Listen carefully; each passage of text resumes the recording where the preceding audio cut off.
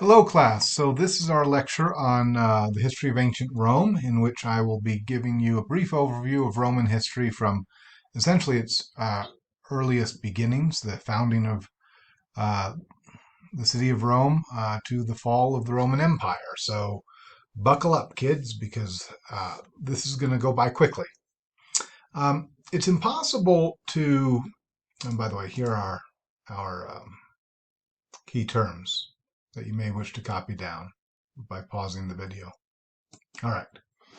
It's impossible to understand the history of ancient Rome without reference to its geography. The Italian peninsula extends down from southern Europe into the middle of the Mediterranean Sea. If you consider Sicily as an extension of Italy, which most people do, um, politically and culturally, if not geographically, then Italy extends to within roughly 100 nautical miles of the coast of Africa. This puts Italy and Rome at the cultural and geographic crossroads of Europe, Africa, and the whole Mediterranean world. It's no surprise, then, that the early history of Italy was defined by immigration, as different groups of people moving across the Mediterranean either moved through or stopped in Italy. These included the Greeks, the Phoenicians, but most importantly, the Latins and the Etruscans. The Latins were a people group that moved down out of Central Europe across the Alps into central Italy, where they settled somewhere around the 10th century BCE. Around the 8th century BCE, they founded a village on the Tiber River that would eventually become the city of Rome. Not long after that, the Latins were defeated and conquered by the Etruscans, a people group from northern Italy who would dominate the Italian peninsula for well over a century. Now, what finally brought an end to Etruscan rule was the reign of one conspicuously unpopular and incompetent ruler, Tarquin the Younger, also known to history as Tarquin the Proud. He was the son-in-law of the former king Servius Tullius. Now, just as a disclaimer, most of what we know about Tarquin comes from the Roman historian Livy, who some historians believe recycled a lot of popular legends from that time. With that being said, according to Livy, Tarquin did a lot of horrible things in his life. For example, he had an affair with his sister-in-law, Tullia, while he himself was married to someone else. Then he and Tullia arranged to have their spouses murdered so that they could marry each other. And finally, he had his father-in-law, the king, assassinated so that he could claim the throne for himself. As a ruler, Tarquin proved to be just as evil as his background would suggest. He imposed ruinous taxes on the city of Rome, the citizens of Rome. He had innocent citizens tried and executed for trumped-up charges so that he could confiscate their property. Now, all of this was bad, of course, but the last straw came when Tarquin's son, an evil kid named Tarquinius Sextus, who was really a chip off the old block, raped a noblewoman named Lucretia, who in her shame then committed suicide. Lucretia's husband and several of the other leading citizens then led a revolt that overthrew the Etruscan monarchy in the year 509 BCE. The most significant impact of Tarquin's rule, therefore, was the fact that after he was gone, the Romans decided essentially, you know what, we're done with kings now. So now we come to the period known as the Roman Republic, which lasted about 5 centuries. Under the Republic, Roman society was characterized by a rigidly hierarchical class structure, which included a small group of major landowners called patricians at the top, and a large group of free citizens, many of them small landowners called plebeians below them. And below the plebeians were the slaves or foreigners who were not citizens and had no rights within the government. Unlike today's class structure in the Western world, Roman classes were separate and distinct. Marrying between the classes was forbidden, and plebeians could not hold the highest offices within the government. If I had to characterize the Roman Republic in a sentence, I would say It was nominally a representative democracy, but it functioned more like an aristocracy. The power to rule was entrusted to two elected executives called consuls, who had to come from the patrician class. They were responsible for fulfilling the executive functions of government and for leading Rome's armies in any military action outside of the city. They served a one-year term, but they could be re-elected. Their votes had to be in agreement with each other since each had the veto power over the other. And they held the power of life and death over any citizen outside of the city of Rome itself. In times of crisis, one of them could even be elevated to the position of dictator over the Roman Republic, but they were supposed to step down after the crisis had ended. And remarkably enough, with only one exception in Roman history, and that exception being Julius Caesar, all of the people who held the position of dictator actually did step down.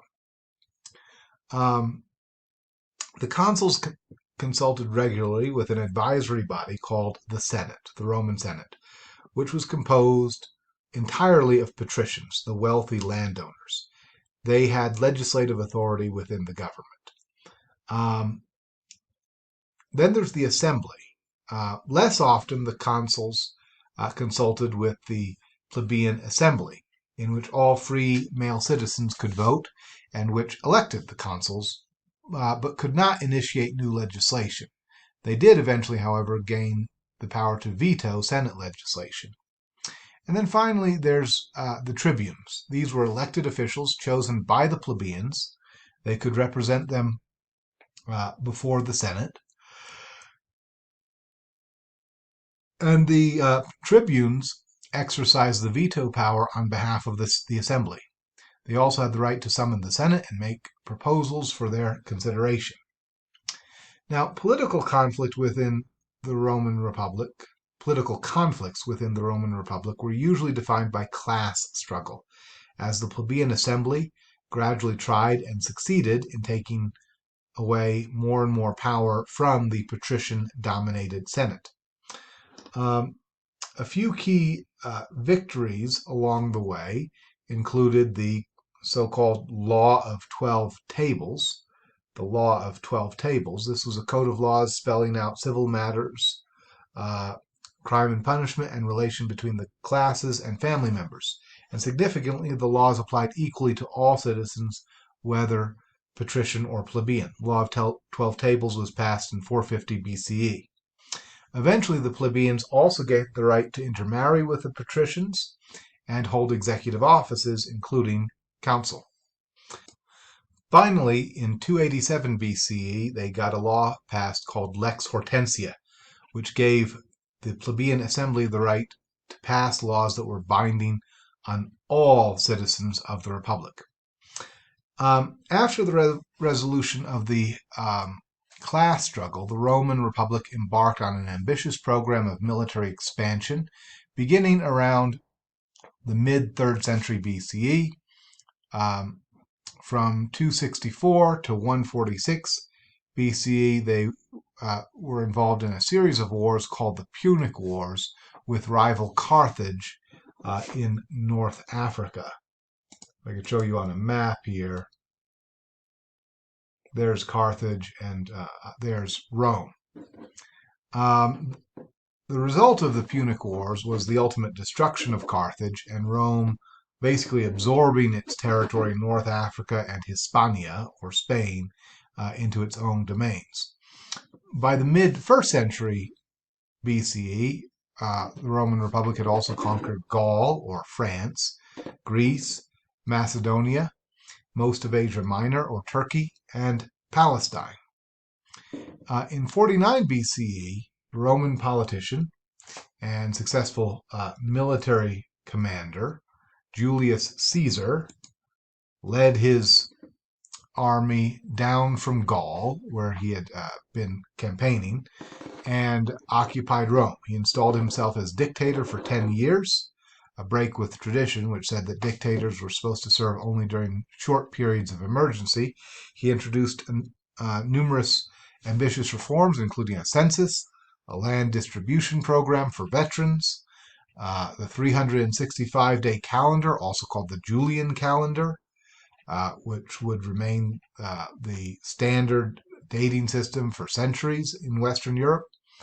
Alas, Julius Caesar was assassinated in 44 BCE by his enemies in the Senate, who feared that he was eroding republican institutions and making himself, or preparing to make himself, into a king of some sort. After Caesar's assassination, Rome was briefly ruled by a triumvirate, a coalition of three politicians, composed of his son Octavian, pictured here on this slide on the right, two of Caesar's former political allies and military commanders, a guy named Lepidus and another guy named Mark Antony. These three, Lepidus, Antony, and Octavian, eventually fell to fighting amongst themselves, resulting in a civil war in which Octavian ultimately emerged victorious. Octavian then returned to Rome, where the Senate gave him the title Augustus, or Revered One. And he made himself de facto dictator for life. Although Augustus did not yet call himself an emperor, he held power very much like an emperor, and his successors would assume that title for themselves. Over the next 5 centuries, then, until the fall of the last Roman emperor in 476 CE, Rome would be governed as an empire rather than as a republic.